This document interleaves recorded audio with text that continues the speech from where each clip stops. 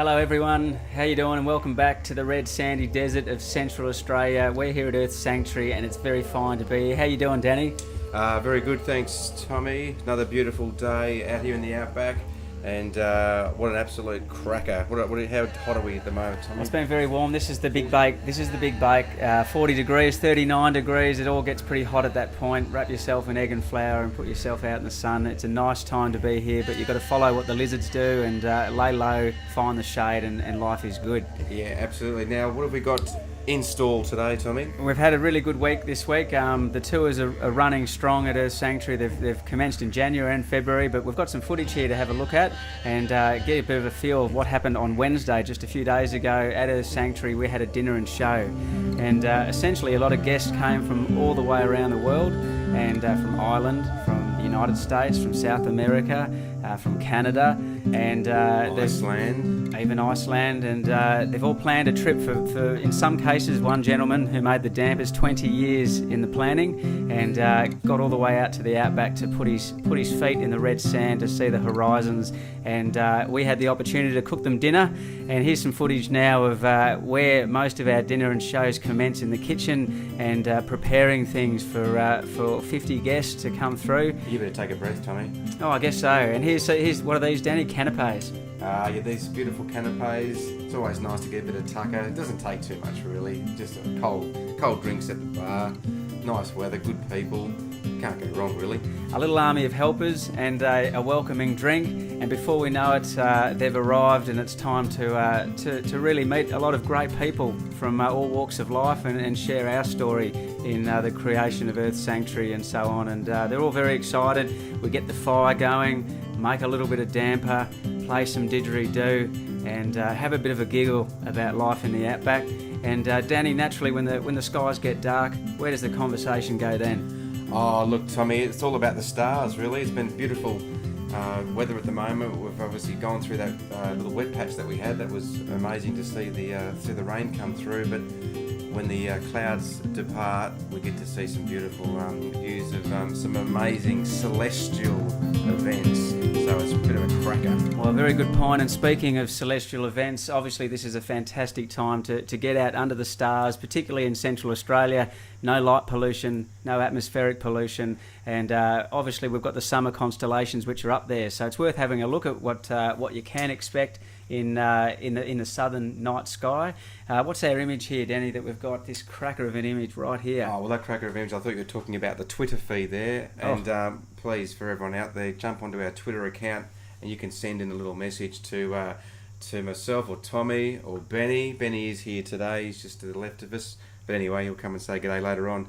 Tommy, talking about your Skylab, I'm sure, which is this guy here. Let's have a look. Good old Skylab. What an impressive picture that is. And impressive. And look, just have a good look. At the very top there is Venus. Venus is up in the western sky at the moment, so just on sunset you see the evening star, as many people call it. Just below Venus is what our eastern, what looks like, many people mistake for a star, but is indeed Jupiter in the eastern sky. It's up around about 6:30, 7 o'clock at the moment, and that's where most of our telescope viewing is taking place, at the 4 moons hovering around Jupiter. They do actually say there's up to 67 moons around Jupiter, but we can quite easily pick up 4 of them. The Galilean moons, and Io, Europa, Ganymede, Callisto, and these are about as big as our moon itself, which you can also see up there as well. And is it a dark sky at the moment, Danny? Oh, it's not too bad, Tommy. As you can see on the screen there, we've got a waning crescent moon, so she's 30% full. So it's good for sky viewing. Obviously, all the high magnitude stars get to get a little bit of a show. And this is what we're looking at. Well, this is at the moment, Tommy. This is at zenith. There's the sun above our homestead. And it is a good point here, because everyone talks about their sun sign or their star sign, and we're technically in the period of Aquarius and also going into Pisces. And you can see the constellation Aquarius here sitting right in the sun. So that's why they call it your sun sign. It's the constellation which is sitting in the path of the sun, the ecliptic, and that's sitting above our heads at the moment. So the sun is directly behind Aquarius. And as it moves on to sunset, It'll be sunset here about 7:30 in the southern hemisphere for Central Australia, and then we get to see the very beginning of the zodiac constellations pop up. So we've got Aries that you can see there. As it gets a little bit darker, it sort of moves on, and many people sort of know these constellations, know as Pleiades, the Seven Sisters, Gemini, and certainly Orion the Hunter as well, which is up there at the moment. So these are all beautiful constellations in summertime. And here we go up here. There we go. There's the beautiful Jupiter. There's Leo, the lion, the sickle of Leo. And this is a cracker of a time too. And if you happen to get into a swag and get out under the stars, you can also see the slow movement of all these constellations rise right up to Scorpio in the early morning as well. At about 1 in the morning, Saturn's up, and seeing the rings is a bit of a cracker as well. So it's good times for the skies. Absolute, Tommy. She's an absolute cracker, isn't she? So this will be out tonight. Beautiful Valentine's Day. So we've got some guests coming to say g'day this evening, and they'll obviously get that beautiful view of Leo and Orion as we were just talking about. So it's an absolute cracker. That's cool, Danny. And for other things that are happening, what's going on the website at the moment? Let's have a bit of a look. What we might need to do is just stand by. Stand by. Do a Twitter feed. Yeah, do it. You can do a Twitter feed. If you want to get on the website, we are connected. There is obviously Facebook, which is a bit of a cracker. There's lots of images there from the star shows that you do get to see. And sometimes we get some beautiful moon images and lunar landscapes and all that sort of stuff. So here's the website now. And obviously a big part of what goes on at the sanctuary is taking advantage of the clear night skies. So we like to bring people into the sanctuary to get under the stars and talk about everything from the galaxy, who we are, and what's for dessert. All the big questions come out. What is for dessert? It's a good question, Danny. I think we're just going without today. It's a February fast. Oh, that's not very good.